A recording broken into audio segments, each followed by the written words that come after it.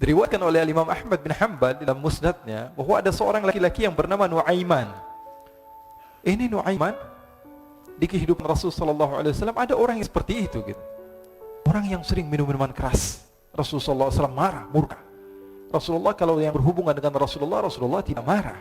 Tapi kalau sudah berhubungan dengan agama, Rasulullah SAW adalah orang yang paling marah, orang yang paling istiqomah dalam kebenaran. Maka Rasulullah panggil Nuaiman, apa yang kau lakukan? Dia katakan, aku minum minuman keras ya Rasulullah. Rasulullah cambuk dia. Kemudian dia bertobat kepada Allah. Kemudian ketahuan lagi minum. Kemudian dicambuk lagi oleh Rasulullah SAW. Sehingga sebagian sahabat memukul dia dengan pukulan yang banyak. Sehingga apa yang berlaku? Sebagian sahabat mengatakan, la'natullahi ala Nuaiman. Semoga Allah melaknat Nuaiman. Dia mempermainkan Rasulullah.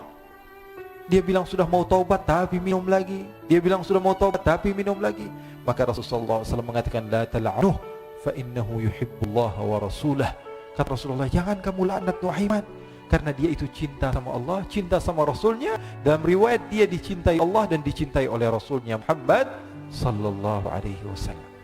Ibn Majah menceritakan bahwa Nuaiman ini pernah suatu waktu diajak oleh Sayyidina Abu Bakar pergi ke negeri Syam.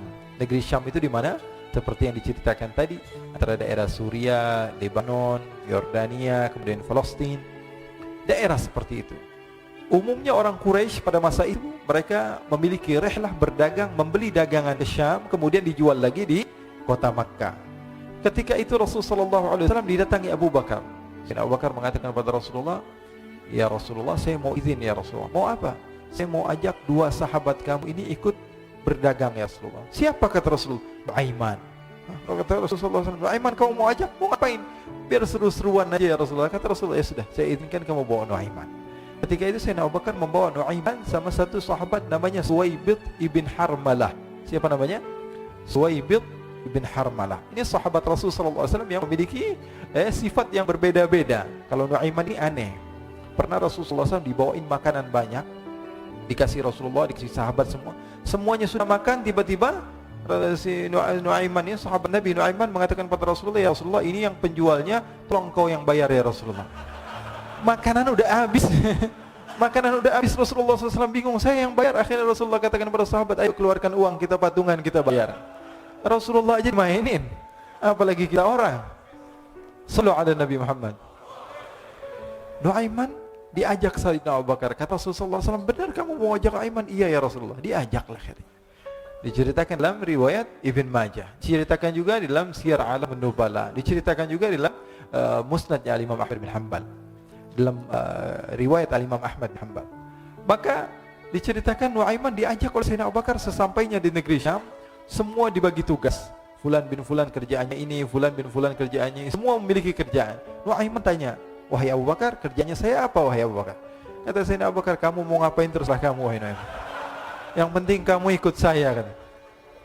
Kemudian satu di antara mereka namanya Suwaibid ibn Harmalah. Ditanya oleh Sayyidina Abu Bakar, wahai Suwaibid, kamu mau kerjaan apa? Kata Suwaibid, terserah kamu wahai Abu Bakar. Kata Sayyidina Abu Bakar, kamu menjaga makanan, karena saya tahu kamu ini adalah orang yang senantiasa menjaga amanah. Suwaibid ini kalau disuruh maju dia maju, disuruh mundur dia mundur, disuruh ke kanan dia ke kanan, disuruh ke kiri dia ke kiri. Orang yang ikut aja. Kalau Nuaiman beda, disuruh maju dia ke belakang, kasih sen kanan ke kiri belok. Nuaiman itu orang yang berbeda. Maka Suwaibid mendapatkan tugas, semua mendapatkan tugas kecuali Nuaiman. Sehingga ikhwani, apa yang berlaku, apa yang terjadi? Sayyidina Abu Bakar pergi sibuk dengan kesibukannya, sehingga datanglah waktu siang. Nuaiman sudah lapar. Nuaiman cari makanan. Dia nggak punya uang, diajak Sayyidina Abu Bakar tapi tidak diberikan uang.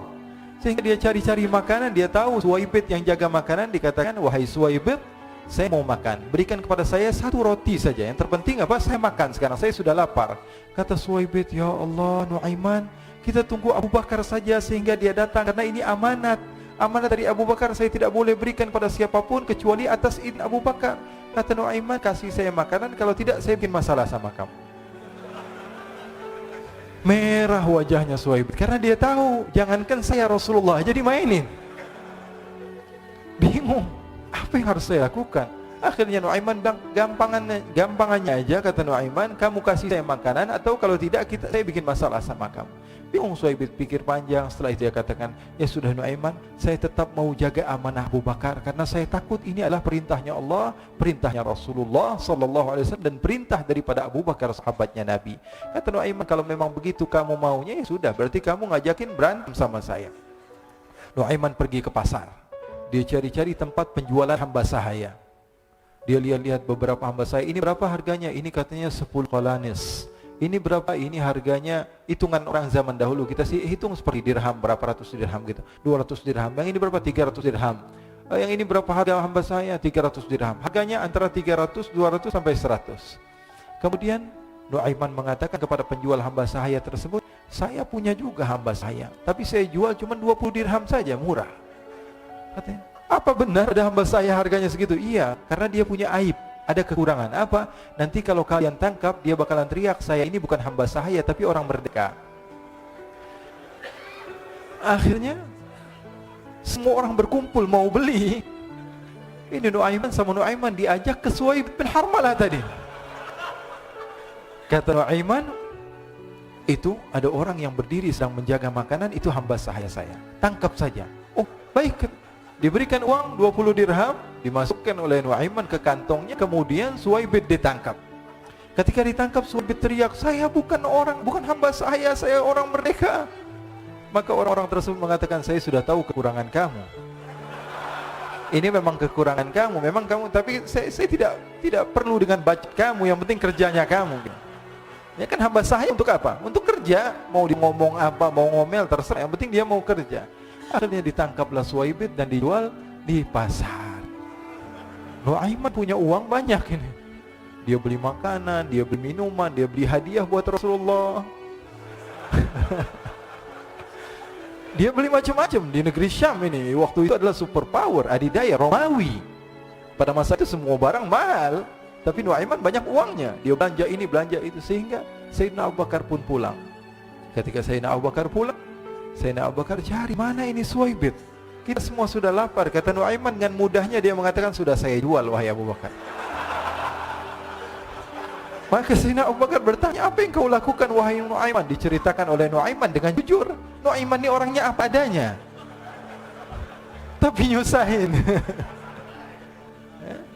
Saya jual. Akhirnya dibawa oleh Nuaiman, Sayyidina Abu Bakar pergi ke mana? Ke pasar, lalu dibeli lagi oleh Sayyidina Abu Bakar As-Siddiq. Suhaib yang tadinya orang merdeka menjadi hamba sahaya sebentar, kemudian dibeli lagi oleh Sayyidina Abu Bakar. Pulang ke Madinah, kisah ini diceritakan di hadapan Rasul sallallahu alaihi wasallam. Maka perawi mengatakan, fadhahikan nabiyyu hatta badat nawajiduhu.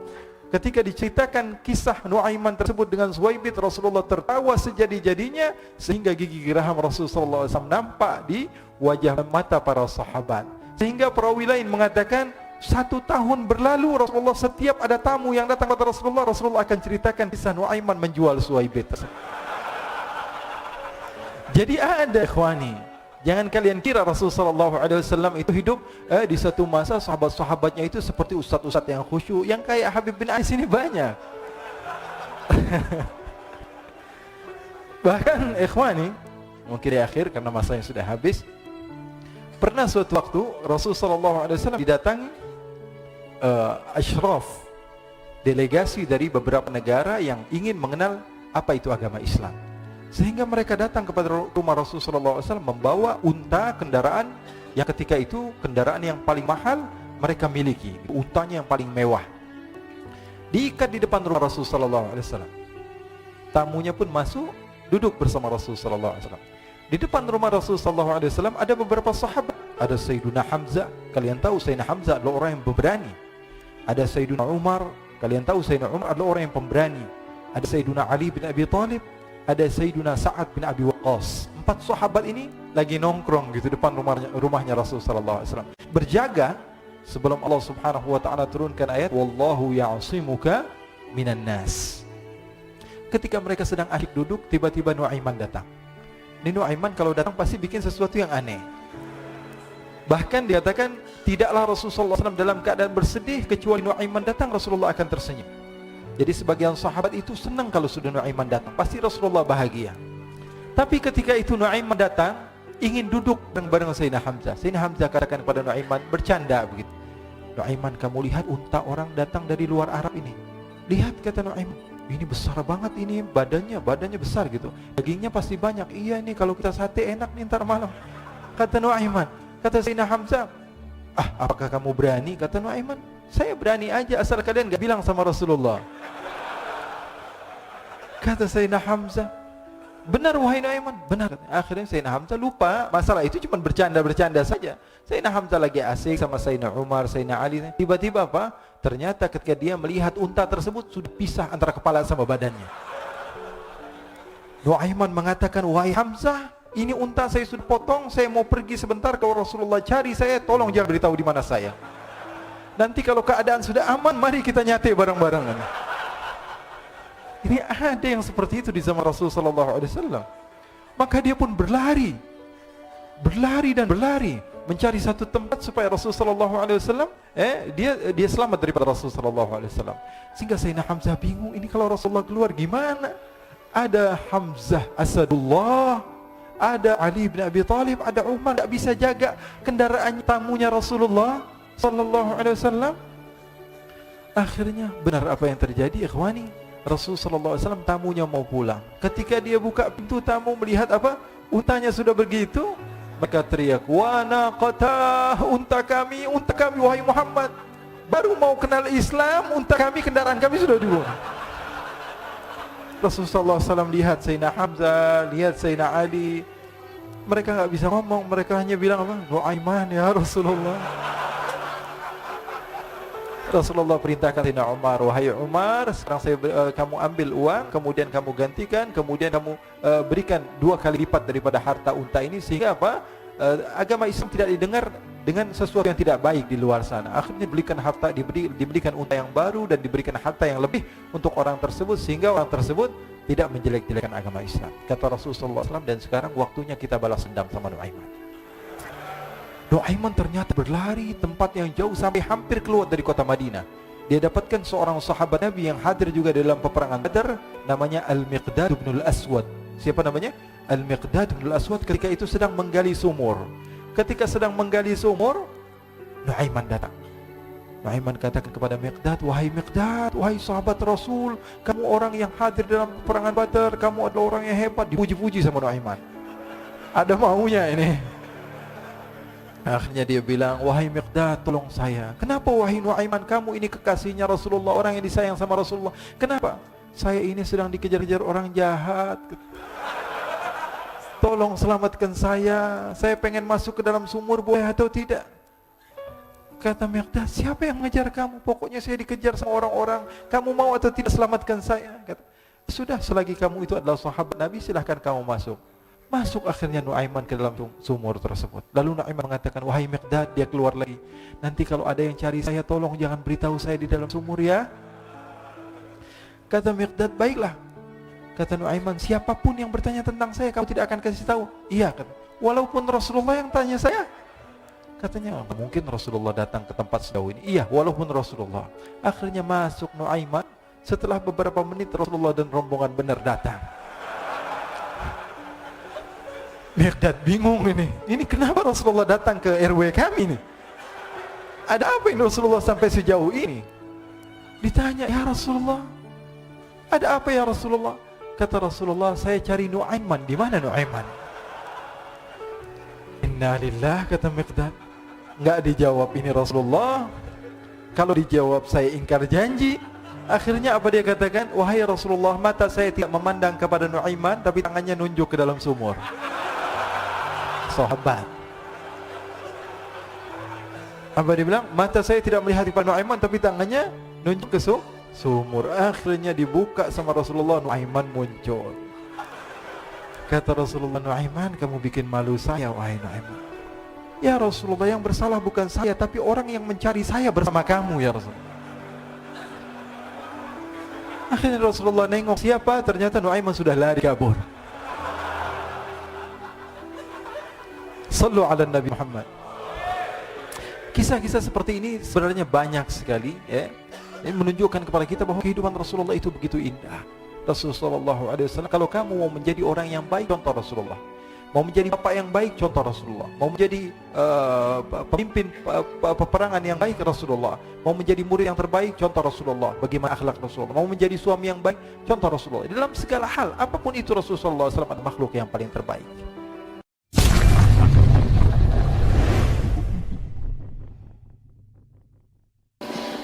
Jadi sahabat Nabi tadi Nuaiman, pernah suatu waktu dia di zaman Rasulullah SAW sudah meninggal. Rasulullah SAW sudah intaqala ila rafiqil a'la. Bahasa meninggal sepertinya kurang pas buat Rasulullah SAW. Rasulullah SAW berpindah kepada alam yang lain. Datang Rasulullah SAW di zaman Sayyidina Uthman bin Affan. Nuaiman duduk di depan masjid Rasulullah SAW. Rasulullah sudah nggak ada. Nuaiman sumpek. Biasanya Rasulullah SAW dimainin sama dia. Ini duduk di masjidnya Rasulullah SAW. Nggak ada kerjaan dia. Dia ambil batu, dia lempar, ngeliatin orang yang bolak balik sana. Kalau kata orang Malaysia, pusing sana, pusing sini, balik sana, balik sini. Nuaiman melihat ada orang yang buta, orang yang nggak bisa melihat, pegang tongkat. Jalan, dia pusing sana, pusing sini, balik sana, balik sini. Nuaiman, saya lagi sumpek, ini orang bikin tambah sumpek. Dipanggil sama Nuaiman, hei buta, kemari kamu. Ini Nuaiman gak bisa ngelihat orang kecuali dikerjain. Itu Nuaiman, gak bisa ngelihat orang kecuali kerjain. Tapi dia dicintai oleh Allah. Susah kan, kalau Allah udah cinta. Makanya cari cinta Allah, bukan cari surganya Allah. Cari ridha Allah, jangan cari surganya Allah. Surga itu makhluk, tapi ridhanya Allah, cintanya Allah itu yang paling mahal. Nuaiman akhirnya dipanggil buta. Buta, kamu kemari. Kenapa, kata si buta?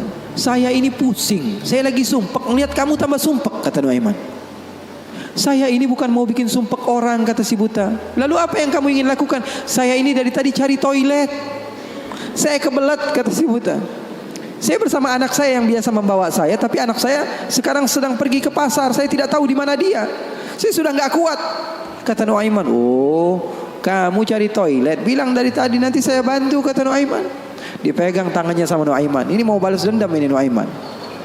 Ini dipegang tangannya, dibawa kemana? Ke masjidnya Rasulullah Sallallahu Alaihi Wasallam. Dulu masjid nggak ada toiletnya, beda sama sekarang. Sekarang orang ke rest area, ngeliat ada masjidnya nggak? Ada. Mau ngapain? Mau sholat duha? Bukan, cari toiletnya. Orang zaman sekarang kan begitu. Maka Nuaiman memegang tangan si buta, dibawa ke masjidnya Rasulullah. Kira-kira sudah dekat mihrab, di samping, di depan, katanya, oh ini toiletnya. Kamu mau ngapain terserah kamu di sini. Apakah sudah tidak ada orang di belakang saya? Tidak ada, sudah aman tempatnya. Nuaiman kabur udah nggak ngurusin lagi udah. Orang lagi sholat banyak, sahabat-sahabat tabi'in lagi pada sholat. Ini tiba-tiba di depan, bayangin di depan situ ada yang buka celana. Yang lagi sholat, mereka mempercepat sholatnya, lalu maju ke depan, ingin dipukul ini orang. Ternyata ketika dilihat, wah buta ternyata.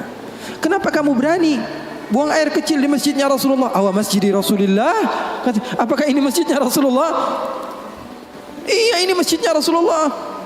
Inna lillahi wa inna ilaihi raji'un. Kata siapa? Si buta ini. Tadi saya cari-cari toilet, tiba-tiba saya berjumpa dengan orang yang sepertinya orang baik. Dari tutur bicaranya adalah orang baik. Dia katakan ini adalah toilet, tempat buang air kecil. Kata sahabat-sahabat, pasti ulahnya Nuaiman. Karena semua sudah tahu, sudah ini kerjaan Nuaiman, gak ada selain dia. Maka siapa-siapa, kata si buta? Nuaiman.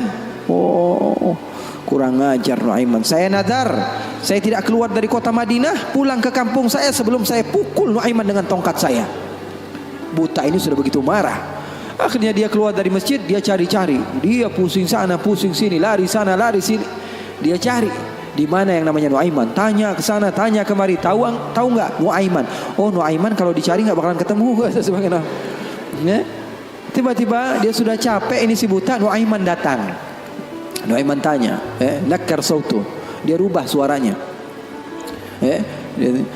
Buta, lagi ngapain sendirian di sini? Dia bilang, saya lagi sumpek ini. Sumpek kenapa? Saya ditipu sama orang. Siapa namanya? Nuaiman. Terus kamu mau ngapain sekarang? Saya mau balas dendam. Oh, sini saya antar kamu kepada Nuaiman. Padahal yang ngomong siapa? Nuaiman. Ini bukan cerita-cerita saya yang bikin loh, bukan. Ada riwayatnya. Maka Nuaiman memegang tangan si buta, dibawa lagi kemana? Dia bohongi, dia tipu. Dia ajak keliling-keliling dulu, seakan-akan tempatnya sudah jauh. Selepas itu dia bawa ke masjidnya lagi. Dibawa lagi ke masjidnya Rasulullah SAW. Didekatkan kepada mihrab. Ketika itu Khalifatu Rasulullah Sayyiduna Uthman bin Affan, Amirul Mukminin, sedang salat.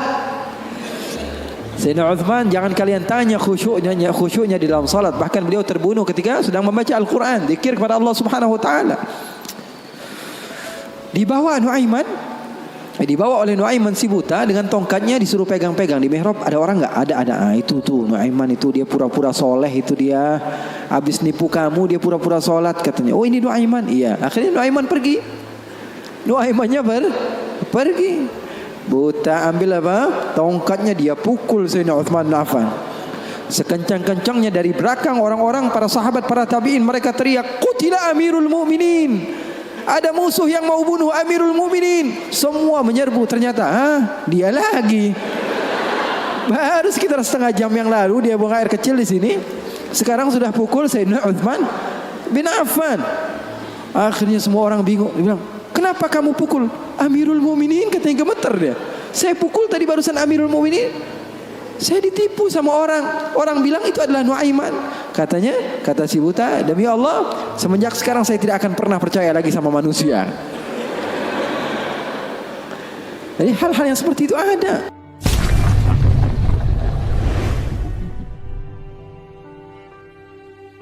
Maka Rasulullah SAW duduk ketika itu sendiri. Abu Bakar datang izin, "Anjasyah, boleh atau tidak saya masuk?" Kata Rasulullah, "Siapapun mau masuk silahkan masuk."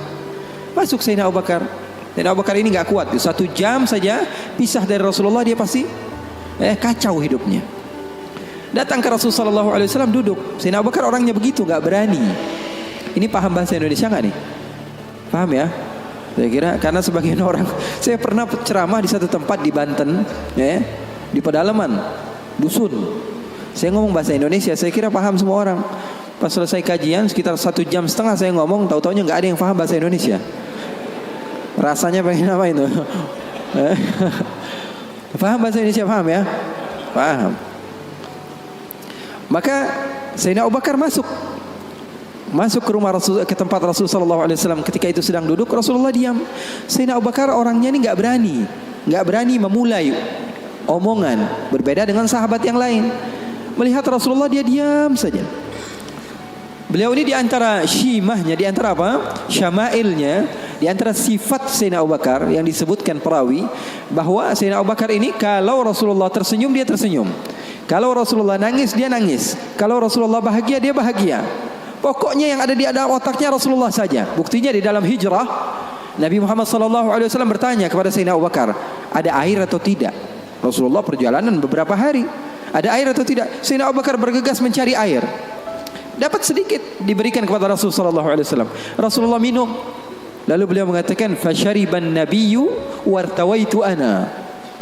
Katanya Rasulullah yang minum, tapi yang lepas dahaga saya. Sallu ala nabi. Itu yang namanya cinta.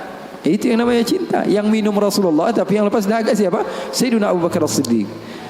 Maka Sayyidina Abu Bakar duduk diam. Rasulullah enggak ngomong, dia enggak ngomong. Al-Abdul Aswad tadi, Anjasyah, hamba sahaya Rasulullah SAW, melihatin aja. Rasulullahnya diam, Abu Bakarnya diam. Enggak ada suara sama sekali. Sering saya juga begitu kalau sama santri-santri, murid-murid begitu. Sayanya diam, murid saya diam. Saya megang handphone, dia megang handphone.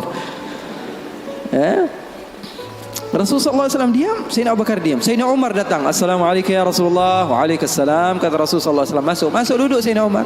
Sayyidina Umar ini orangnya enggak bisa diam. Beda sama Sayyidina Abu Bakar As-Siddiq. Duduk sebentar, 5 menit, Rasulullah diam, Abu Bakar diam. 10 menit, 15 menit masih diam. Lalu Sayyidina Umar memberanikan untuk membuka pembicaraan. Dia katakan, "Ya Rasulullah." "Iya ya Umar, saya mau tanya ya Rasulullah. Mau cerita, mau curhat ya Rasulullah." "Silahkan wahai Umar." "Saya punya istri di rumah ya Rasulullah." Ceritanya istri. Udah dikasih uang belanja masih kurang aja. Sudah dicukupi keperluannya, masih saja marah-marah. Nah, itu orang yang udah punya istri ya, nggak punya istri kesian deh lo. Jangan senyum-senyum ya, semuanya yang ngerasa. Sayyidina Umar bin Khattab, dia mengatakan apa? Ya Rasulullah, saya punya istri di rumah ya Rasulullah. Sudah saya kasih uang masih kekurangan saja ya Rasulullah. Sudah saya cukupi keperluannya masih saja ya Rasulullah. Cerita panjang lebar tentang istrinya kepada Rasulullah SAW. Serius ini Sayyidina Umar. Rasulullah ketika mendengar Sayyidina Umar mengatakan hal yang sedemikian rupa, Rasulullah tertawa. Rasulullah tertawa. Yang tadinya Rasulullah SAW sedang bersedih, sedang sumpah, sedang boring. Rasulullah SAW tertawa. Sayyidina Abu Bakar tertawa juga. Sayyidina Abu Bakar tertawa, Rasulullah tertawa. Sayyidina Umar bingung. Saya lagi cerita sedih kok malah ketawa semua. Ya Abu Bakar, kalau kamu tertawa saya tahu karena Rasulullah tertawa. Rasulullah tidak tertawa kecuali engkau tertawa. Lalu engkau ya Rasulullah kenapa kok tertawa ya Rasul? Kata Rasulullah apa? Saya ini dari tadi menyendiri di sini gara-gara sumpek. Kenapa? Wahai Umar, sama seperti kalian. Sebabnya siapa? 2 anak kalian, kata Rasulullah SAW. Faham atau tidak? Sayyidina Umar cerita panjang lebar tentang istrinya. Kata Rasulullah SAW, saya juga datang ke sini menyendiri, lari dari rumah. Karena apa? Karena ulah anak 2 kalian. Karena Rasulullah SAW memiliki istri Sayyidatuna Aisyah dan Sayyidatuna Hafsah, putri Sayyidina Umar. Jadi begitu. Yang namanya suami sekelas Rasulullah SAW saja digituin, apalagi ente. Apalagi kita sekelas Rasulullah SAW saja mendapatkan cobaan dari Allah Subhanahu wa taala begitu. Ini sebagian sahabat akhwat bilang sama saya, Habib, saya ini enggak bakalan bisa jadi hamba yang solehah. Kenapa? Saya dulu sering ikut kajian Habib, tapi setelah saya menikah, saya dikekang oleh suami saya Habib. Susah mau ngapa-ngapain. Dia sholatnya malas, ibadahnya malas, zikirnya malas. Kalau saya nggak jadi solehah, yang tanggung jawab kan suami saya Habib ya. Saya katakan kepadanya, itu kejadian benar. Iya betul ya Habib, dia bilang. Suami saya itu tidak mendidik ya Habib. Bagaimana? Saya bilang, ada seseorang yang mulia yang solehah bernama Siti Asia. Tahu Siti Asia? Tahu Siti Asia? Itu mulia dan dimuliakan Al-Quran, dimuliakan Rasulullah. Bahkan beliau termasuk wanita terbaik menurut agama Islam. Kamu tahu siapa suaminya? Fir'aun. Saya bilang, suami kamu nggak Fir'aun amat. Betul atau tidak? Suami kamu nggak Fir'aun amat. Kamu masih bisa untuk menjadi orang seperti Siti Asia. Jadi intinya apa? Intinya di dalam kekeluargaan itu kita saling melengkapi. Pasti bakalan ada musibah, pasti bakalan ada cobaan. Nabi Muhammad SAW saja, dalam riwayat bersama Sayyidatuna Aisyah, Sayyidatuna Aisyah pernah cemburu sama Rasulullah SAW. Waktu itu Sayyidatuna Aisyah sedang belajar masak. Setelah masak Siti Aisyah, Rasulullah SAW disiapkan di hadapan Rasulullah beberapa roti gitu ya. Ada maroknya, ada kuahnya. Siti Aisyah sedang masak. Setelah masak, Sayyidatuna Aisyah sedang serius-seriusnya masak ini. Umurnya ketika itu sekitar 14 atau 15 tahun. Baru gede, lagi semangat-semangatnya membahagiakan suaminya. Karena Siti Aisyah, Rasulullah wafat usianya baru 18 tahun. Sementara putri Rasulullah Siti Fatimah usianya berapa? 30 tahun. Masak Sayyidatuna Aisyah. Ketika sedang masak, ada yang mengetuk pintu rumah Rasulullah. Assalamualaikum ya Rasulullah. Ternyata jariyah, hamba sahaya, perempuan yang membawa apa? Membawa lauk, membawa kuah, yang membawa marok. Kata Rasulullah, siapa di luar? Saya hamba sahayanya Ummu Salamah. Ya Rasulullah punya istri juga namanya Ummu Salamah. Rasulullah punya istri itu memiliki kelebihan masing-masing. Ummu Salamah itu terkenal pintar masaknya. Jadi bawa lauk untuk Rasulullah SAW yang ketika itu di dalam rumahnya Siti Aisyah yang sedang belajar masak. Ini gimana caranya saya supaya apa? Membahagiakan suami saya. Lagi asik-asik masak, tiba-tiba ada makanan yang enak datang. Kira-kira Rasulullah makan yang mana? Kira-kira Rasulullah makan yang mana? Ini kesukaan Rasulullah, favorit Rasulullah. Datang dari rumah seorang istri Rasulullah. Siti Aisyah yang sedang masak tiba-tiba datang ke tempat hamba sahaya tersebut, mengatakan, ini datang dari mana? Dari Ummu Salamah. Apa yang dibawa? Marok untuk Rasulullah SAW, kuah daripada masakan Ummu Salamah, kesukaan Rasulullah. Wahai Aisyah, apa kata Siti Aisyah? Kamu bawa pulang nggak? Kalau nggak saya pecahin piringnya.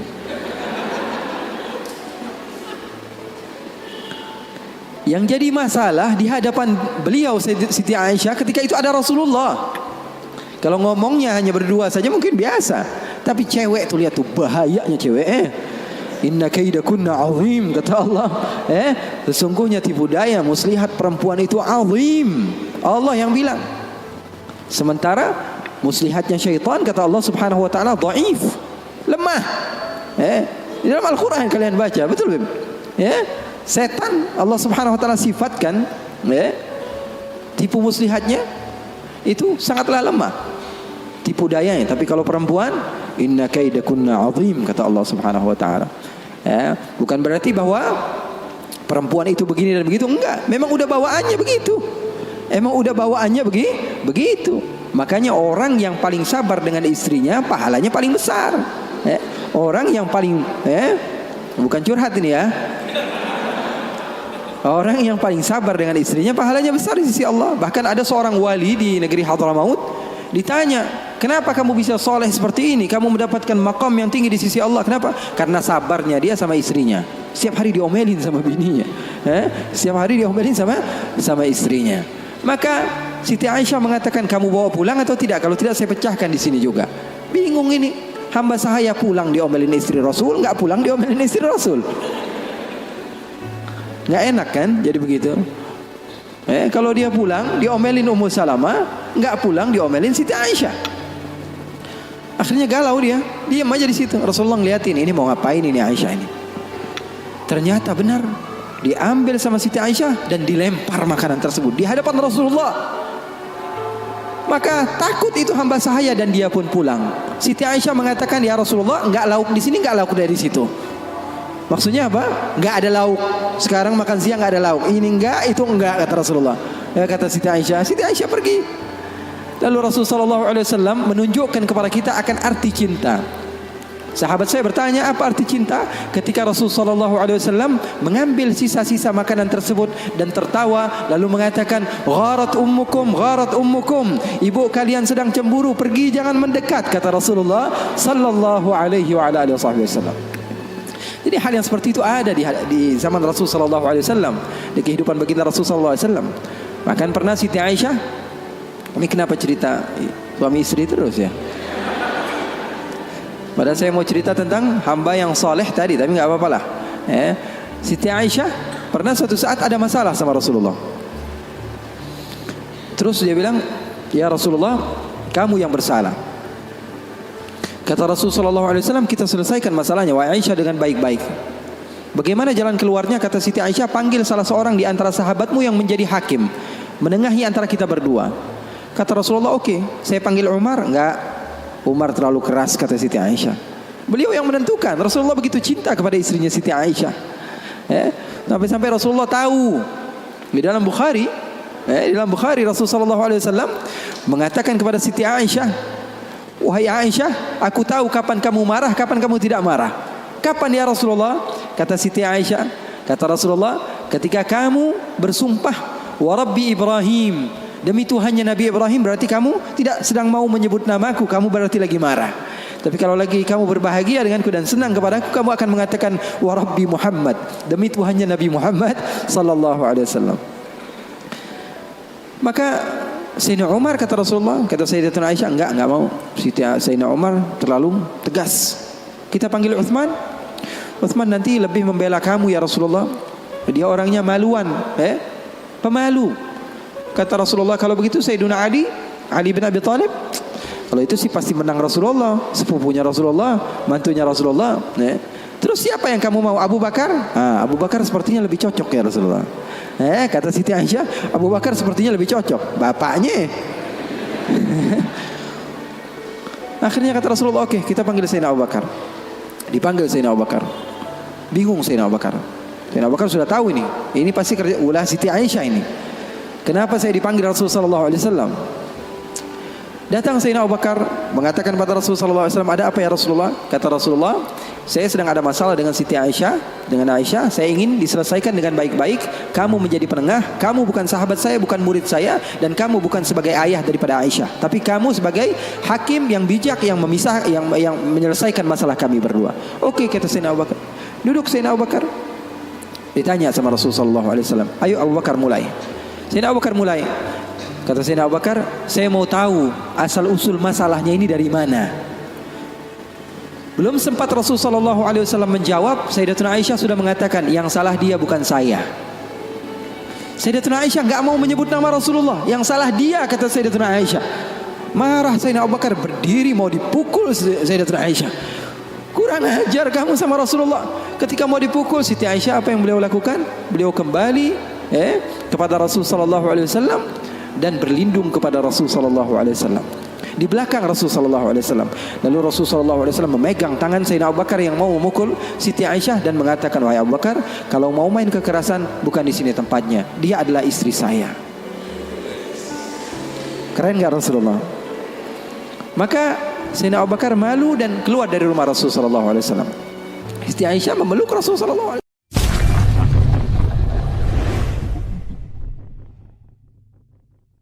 Orang kalau berjumpa dengan Rasulullah sekilas begitu, gugup, gemetaran, gak bisa ngomong. Bahkan katanya sebagian sahabat itu udah dicatat nih mau ngomong apa. Di depan Rasul sallallahu alaihi wasallam gak bisa ngomong. Rasul sallallahu alaihi wasallam kehidupannya seperti kita, tidak ada beda. Jadi jangan kira bahwa sungguhnya kehidupan Rasul sallallahu alaihi wasallam ketika itu hanya khusyuk dalam ibadah saja. Tidak, Rasul sallallahu alaihi wasallam hidup dengan kesenangan, hidup dengan canda, tawa. Rasul sallallahu alaihi wasallam didatangi seorang perempuan bawa air. Ya Rasulullah, tolong doakan suami saya sedang sakit ya Rasulullah. Kata Rasulullah, siapa suami kamu? Suami saya Jabir bin Abdullah. Oh, yang matanya ada hitamnya ya, kata Rasulullah. Bingung istrinya, ada hitamnya atau tidak? Coba kata Rasulullah, kamu pulang dulu, kamu lihat ada hitamnya atau tidak. Pulang dia, ditanya sama suaminya, sudah dapat doa dari Rasulullah? Rasulullah tanya, mata kamu ada hitamnya atau tidak? Maka kata Jabir bin Abdullah, dia mengatakan semua mata pasti ada hitamnya. Akhirnya dia pun pulang ke Rasul sallallahu alaihi wasallam dan mengatakan, ya Rasulullah, suami saya matanya ada hitamnya. Sehingga Rasul sallallahu alaihi wasallam tersenyum. Kisah-kisah seperti ini sebenarnya banyak sekali, ya. Ini menunjukkan kepada kita bahwa kehidupan Rasulullah itu begitu indah. Rasulullah sallallahu alaihi wasallam, kalau kamu mau menjadi orang yang baik, contoh Rasulullah. Mau menjadi bapak yang baik, contoh Rasulullah. Mau menjadi pemimpin peperangan yang baik, Rasulullah. Mau menjadi murid yang terbaik, contoh Rasulullah. Bagaimana akhlak Rasulullah. Mau menjadi suami yang baik, contoh Rasulullah. Dalam segala hal, apapun itu Rasulullah sallallahu alaihi wasallam adalah makhluk yang paling terbaik.